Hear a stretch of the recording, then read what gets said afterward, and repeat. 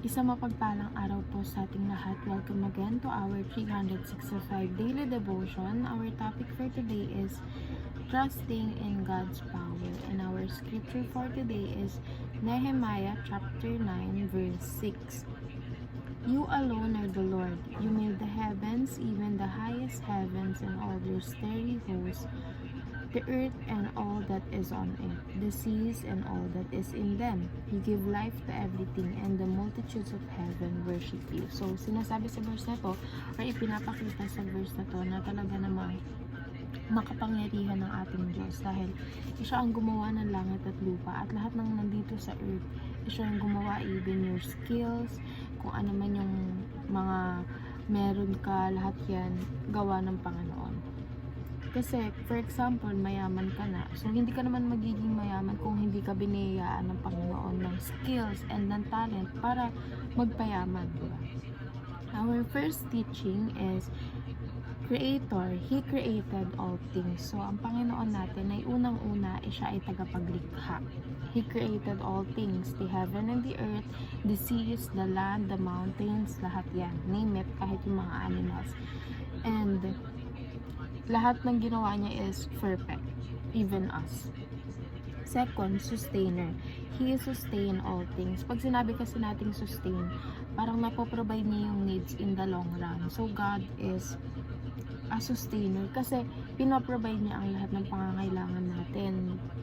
Alam niya na kailangan natin ng food, so He created yung mga trees, He created the plants and all, yung mga oxygen, lahat yan. And third, Lord, He alone deserves all worship.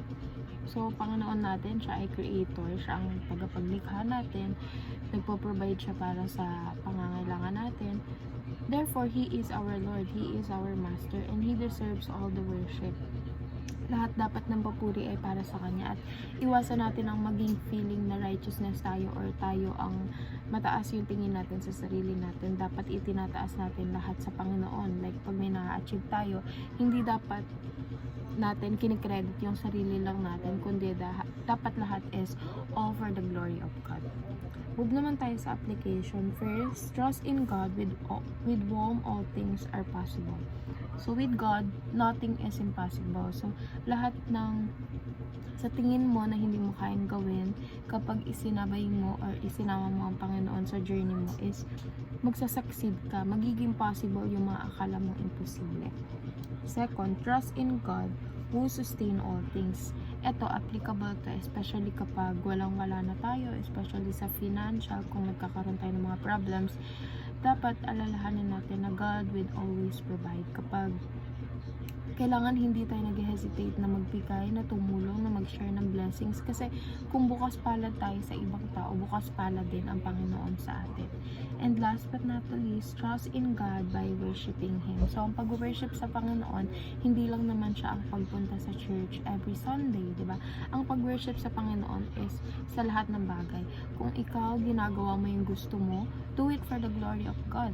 Ibig sabihin, pinagpapapurihan mo siya sa paraan na yun. Kung estudyante ka naman, nag-aaral ka na mabuti, you're doing it for the Lord, it is worshiping Him. So, ayun, lahat ng gagawin natin is itaas natin sa Panginoon at magtiwala tayo kasi He is called Lord for a reason. Lord siya, Master siya. So, wala tayong ibang kailangang pag-alala dahil nothing is impossible with Him. So, yun lamang po, and see you again on our next 365 daily devotion.